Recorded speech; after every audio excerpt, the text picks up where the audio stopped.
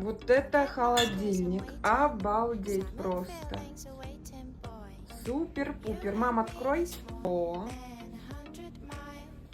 класс. Ой-ля-ля.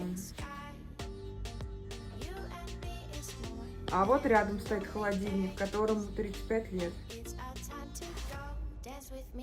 Он хорошо работает, чтобы гремит, так что гремит.